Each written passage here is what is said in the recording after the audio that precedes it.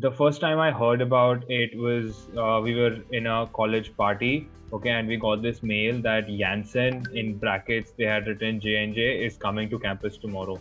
Okay, so it's JANSSEN. I didn't even know back then that J&J has a pharmaceutical business, and also that it's pronounced Janssen and not as Janssen.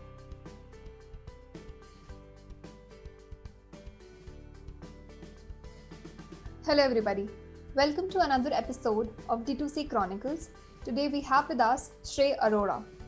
Shrey Arora, the NMIMS graduate, dons the hat of Area Sales Manager at Johnson & Johnson, where he started as a management trainee in the organization about 6 years ago.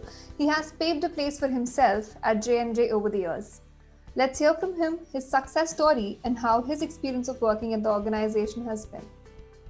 Thank you so much, Shrey, for joining us today. Before we begin into the conversation, I would first like you to introduce yourself to our audience.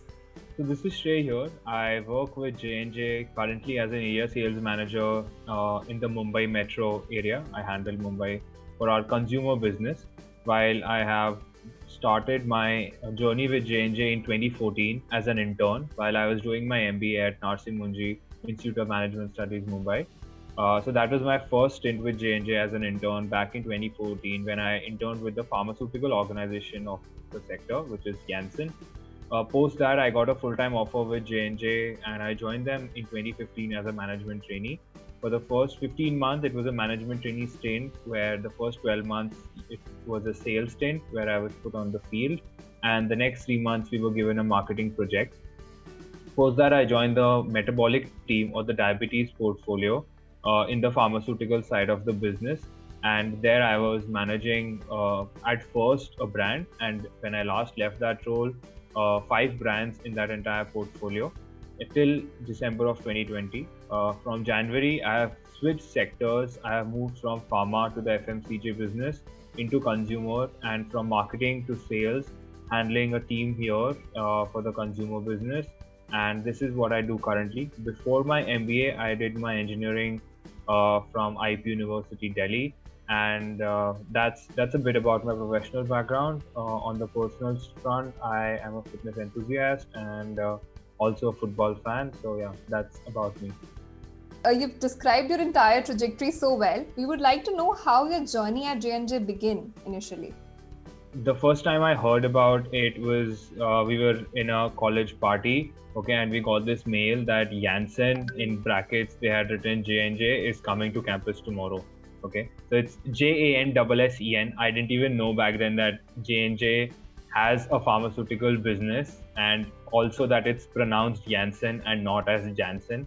So we were like, okay, we then that was the first time that I really researched, okay, that J&J is into medicines, but since they are not your common medicines, like they are for cancer or immunology diseases. So I didn't have much knowledge about it. And so I researched about the company, spoke to a few people who were working in the pharmaceutical sector. And when the company came on campus, there was an internship interview and case discussion, which I appeared and luckily got through the company. So that was my first experience. And now that we're speaking of it, your first interaction with J&J would have been at the time of your interview. How did your interview experience go and what all questions were they asking? So actually before the interview, there was a form that we had to fill and, sort of like a resume and we have to send that. So basis that there was a shortlist which they did. And one of the criteria that they had, and see, this internship was for Janssen, okay? So not the entire J&J business was not on our campus. It was only the pharmaceutical side of the business.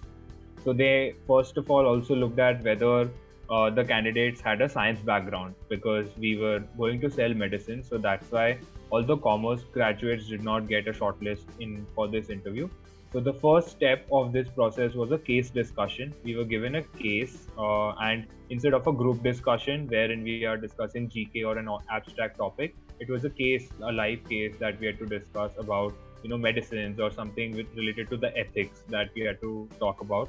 So that was, I think, the first thing that they were looking for because J&J is a very, very credo-based company, right? We have a credo, which is our document, our guiding principle, wherein the fair business practices are written.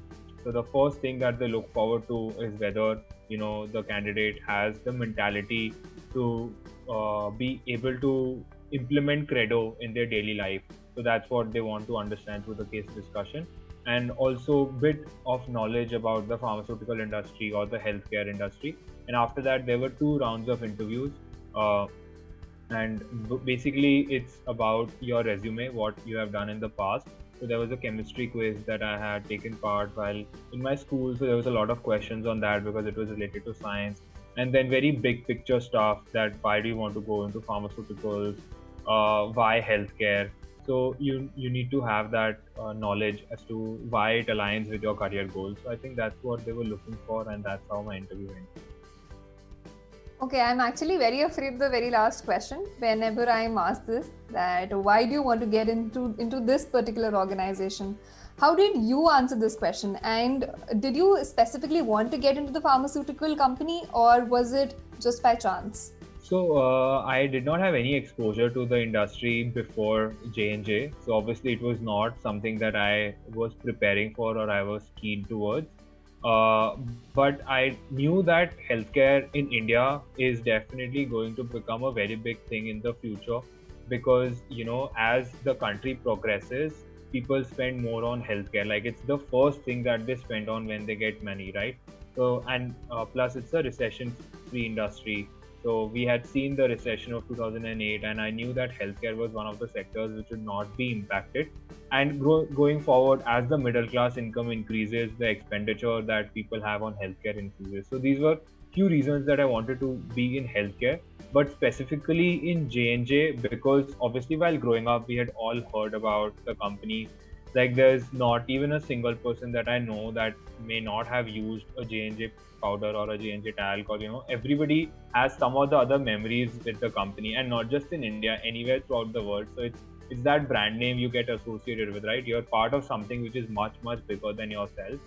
And also it's something which has footprints in so many different industries. So I realized that while I'm getting into J&J in pharma, but it will also open up the doors for me to many other sectors like medical devices or FMCG or vision care. And that's what has happened, right? See, now I'm in the FMCG business. Like, it's only possible with a company like J&J, where you can switch industries while remaining in the same company.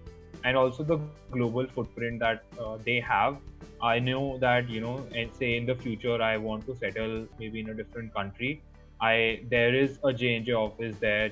My network that I have built over the last 6 years will help me find a job much more easily than, say, starting afresh. So these were a few of the reasons that I thought J&J would make sense for my career. This is about the company, and this is about how you appeared for the interview. What role did your B school NMIMS play when you were sitting for an interview? Sure. So I was an engineering graduate. I did not have any background to management. So whatever I'm able to talk now, or any skills that I'm able to demonstrate in the workplace, a lot of it comes from the theoretical sound backing that we have got at NM.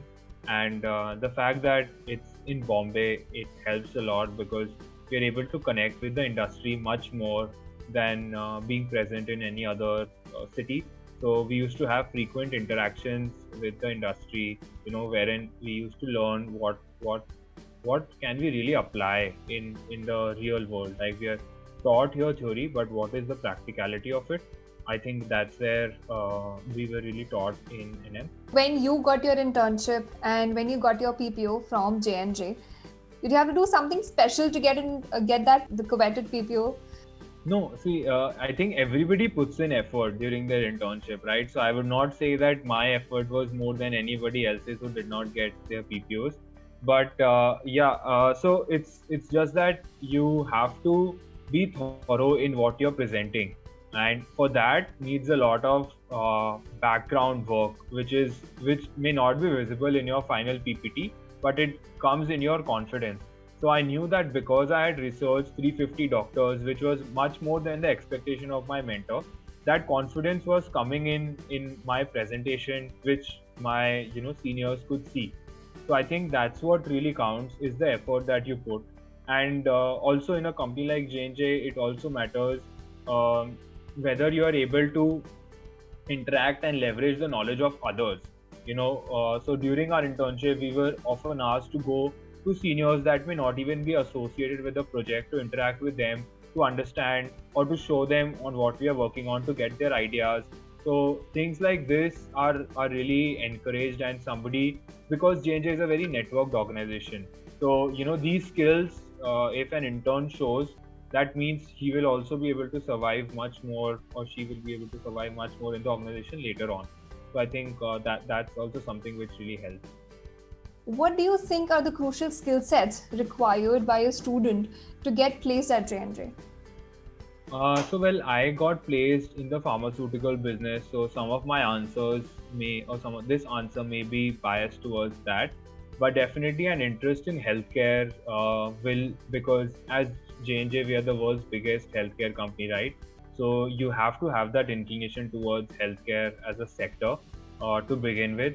So that's skill number one. Maybe your projects, your interests could show the recruiter that you're interested in this sector, that you are keen to find out what's going on, which are the latest vaccines coming on, say in during the COVID time, or what are the products that J&J are developing in the future, or some things around that. And also as a skill set, it's important, as I talked about Credo, that do you have it what it takes to be fair in your business practices. So in Credo, our first principle is to the doctors, nurses. That's our first responsibility. So do you realize what Credo is and what importance it plays? Also, the second paragraph talks about, say, the employees or the communities, and then to the shareholders. So are you active in doing community work? Like, we have 5 days of volunteering holiday like that we can avail every year. So that shows the intent of the organization. So, if these things are aligned in the B schooler, I think the recruiter will find that equation much better. Now, in retrospect, if you are to change one thing about your entire career trajectory, or if you would want to do something different, what would it be? So if I talk about professional aspects, I would want to get into sales earlier than I did right now. And I think that would have helped me to get a new experience and exposure, because sales and marketing are very different, right? You're leading a team within sales, have number responsibility. Marketing is more long term, where you prepare the strategic imperative. So I think that's something which I would have done if I had to do it all over again. If I talk about personal aspects, I would have been more collaborative from day one. When you join, you have this like a young blood, and you want to do everything by yourself. And if somebody is not aligned to your goals, you would be like, what is your problem? But then slowly you realize that everybody thinks from his or her own perspective. And in a very networked world that we live in a very VUCA world that we live in, you have to be collaborative and work with others, understand what's in it for them basically, and get them to do tasks which are aligned in their interests. So I think that's something which I would have wanted to realize much earlier. Okay, it's a very nice to see that you have thought about all of these aspects, and that you realize this today, because this is going to help the students of tomorrow, of today, to help them realize what they should do right now at this point in time, and how they should move forward in their career. Right. What all did you do to face those challenges and come out of it? Especially when you're in a marketing role, right? You're dealing with people from across the country, because you have to work with everybody, and each sector or each region or each city has different ways of working. So it became difficult for me to understand the ways of working for somebody, say, in south of the country, or somebody in east. So for example, in east, people are driven by emotions, okay, wherein they're very particular to them, and so there's a way of getting things done, and that comes slowly with time. But yeah, I think it was difficult for me to interact with people from backgrounds that I had never interacted with before. And the way to do it is, you just be at times you do get into altercations, especially in the beginning. It doesn't happen any much now, but especially in the beginning where you have your own set way of working, right? As I was talking about being collaborative, and somebody else has their own way of working. So how do you align those two? So basically, discussion, just being open that this is why I was doing this. And there have been times where you just own up your mistake and apologize. It looks really difficult, but once you do it, you realize that the friction goes away immediately. And the other person also thinks of you as a much bigger person. So I think that that's something which really helps. That's very true. I actually agree with that a lot because it's not only valid for J&J as an organization, it's valid everywhere.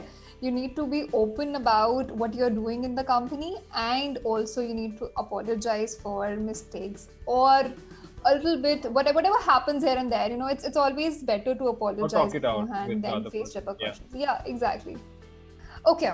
On a closing note, Shrey, if you're to give a message to the future, to the students of today, and to the students who would be willing to join J&J someday, what would it be?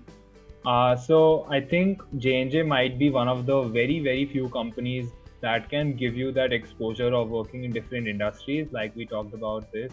And you also see the very real impact that you're making towards the health for humanity, right?